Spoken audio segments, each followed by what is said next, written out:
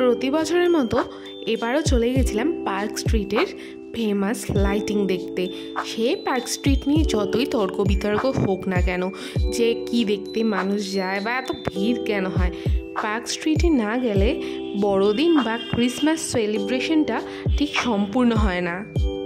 Park street metro থেকে Allen park বরাবর সোজা হেঁটে গেলেই তোমরা ভীষণ সুন্দর এই লাইটিংগুলো দেখতে পারবে। প্রথমেই দেখলে যে আই লাভ কলকাতা লেখা লাইটিংটা, এটা প্রতিবারই হয়, এবারেও হয়েছে। এখন তো এই রাস্তাটা দিয়ে গাড়ি চলাচল করছে 25 ডিসেম্বর এবং তার আগের দিনটা আর তার পরের দিনটাও গাড়ি চলাচল এই রাস্তাটা দিয়ে সম্পূর্ণ বন্ধ হয়ে যাবে। দেখতে দেখতে দ্য পার্ক হোটেলের সামনে চলে এসেছি।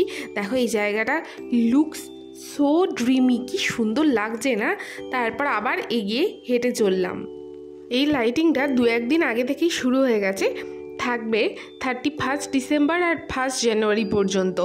আর অ্যালেন পার্ক তো 25 ডিসেম্বর প্রচুর ভিড় হয় বলে বন্ধ হয়ে যায়। এই জায়গাটায় প্রতিবারের মতন প্রচুর খাবারের স্টল বসেছে, যে কোনো পেস্ট্রি থেকে আরম্ভ করে মোমো থেকে আরম্ভ করে স্ন্যাক্স আইটেম সব কিছুই পেয়ে যাবে। ভিড় দেখতে পাচ্ছ, মনে হচ্ছে এখনই 25 ডিসেম্বর চলে এসেছে।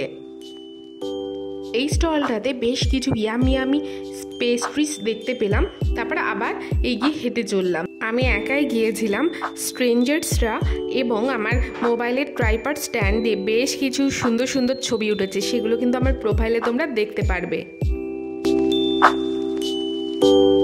অ্যালেন পার্কের দিকে আসতেই একটা খুব সুন্দর গান কানে ভাসছিল, কারণ অ্যালেন পার্কের ভেতরে এই কদিন অনেক প্রোগ্রাম হয়, ফাংশন হয়। তো আমি আর অপেক্ষা না করতে পেরে আগে পার্কের ভেতরেই ঢুকে গেলাম। পার্কের ভিতরে এই লাইটিংটা এবং যীশু খ্রিস্টের যে জীবন কাহিনী প্রতি বছর যে এরকমভাবে বর্ণনা করা থাকে, এটা দেখলাম এবারও হয়েছে, মানে প্রতিবারই হয়। তারপর আবার এগিয়ে গেলাম যে দেখি খুব সুন্দর ফাংশন হচ্ছে ওখানে, একের পর এক সিঙ্গাররা এসে নিজেদের গান গাইছেন, দারুণ লাগলো। ওখানে কিছুটা সময় কাটালাম, তারপর বেরিয়ে এলাম।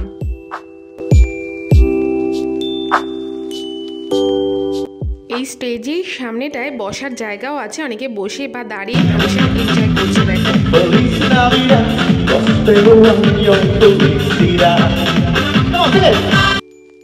খানিকক্ষণ ফাংশন এনজয় করার পর আবার বাইরে বেরিয়ে এলাম। এটা দেখো অ্যালেন পার্কের বাইরেটা ভীষণ সুন্দর লাগছে। এখানে ক্রিসমাস ট্রি, সামনের দিকে সান্টা এবং খুব সুন্দরভাবে এই জায়গাটা ডেকোরেটিং করা হয়েছে। তারপর আবার সোজা হাঁটতে লাগলাম পার্ক স্ট্রিট মেট্রোর দিকে।